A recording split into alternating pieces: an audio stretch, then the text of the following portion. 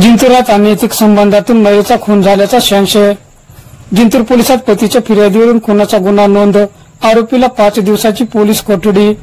परभणी जिल्ह्यातील जिंतूर तालुक्यातील जिंतूर एलदरी रस्त्यावरील किनी रस्त्यावर 30 वर्षीय अज्ञात महिलेचा मृतदेह बुधवारी दिनांक 12 जून रोजी सकाळच्या सुमारास आढळून आल्याने एकच खळबळ उडाली होती।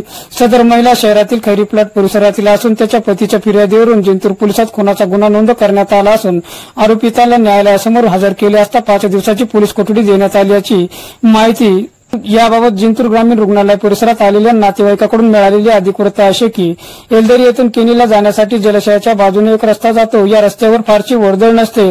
मंगळवारी दिनांक 11 जून रोजी अज्ञात आरोपींनी 30 वर्षीय महिलेचा मृतदेह या रस्त्यावर आणून टाकला। या मृतदेहाच्या तोंडाला माती लागलेली असून तिच्या ओढणीने गळा ओवळून खून केला असावा असा संशय व्यक्त होत होता।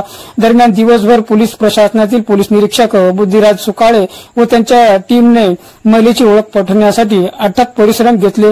नंतर 4:30च्या सुमारास स्टार न्यूज सोबत संवाद साधून नागरिकांनी जर ओळखत असतील तर त्यांनी पोलीस प्रशासनाला सहकार्य करावा व पोलीस प्रशासनाशी संवाद साधावा असं आवाहन देखील केले होते।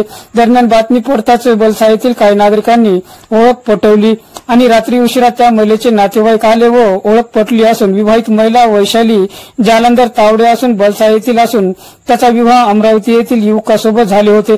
मागील 2 ते 3 वर्षांपासून ते शहरातील खैरी प्लॉट येथे आपल्या पती व 3 अपत्यासोबत राहत होती। विवाहित महिलेचे पती जालंधर तावडे यांनी दिनांक 12 जून रोजी रात्री च्या सुमारास दिलेल्या फिर्यादीवरून गोपाळीकर राहणार कुपटा तालुका सेलू यांच्या विरोधात कलम 302 नुसार गुन्हा नोंद करण्यात आल्यानंतर जिंतूर व परभणी पोलीस स्थानिक गुन्हे अन्वेष विभाग शाखेचे पोलीस निरीक्षक अशोक गोरबांड यांच्या मार्गदर्शनाखाली पोलीस पथकाने मध्यरात्रीच्या सुमारास पूर्ण जिंतूर पिंजून काढून आरोपीला मोठ्या शिताफीने धरले व चौकशी केली असता त्यांनी विवाहित महिलेला दुचाकीवर बसून एलदरी किनी रस्त्यावर घेऊन गेला व त्या ठिकाणी त्या दोघांमध्ये शाब्दिक चकमक उडाली आणि त्यामुळे त्या महिलेच्या साडीच्या पदराने गळा ओळून खून केल्याचे बोलले असल्याची माहिती सूत्राच्या वतीने मिळत असून आरोपीला जिंतूर पोलिसांनी न्यायालयासमोर हजर केले असता न्यायालयाने त्यास 5 दिवसाची पोलीस कोठडी दिली असल्याची माहिती सूत्राच्या वतीने मिळत असून पुढील तपास पोलीस निरीक्षक बुद्धिराज सुकाळे यांच्या मार्गदर्शनाखाली सहाय्यक पोलीस निरीक्षक श्रीमती दीपा लोकडे करत असल्याची माहिती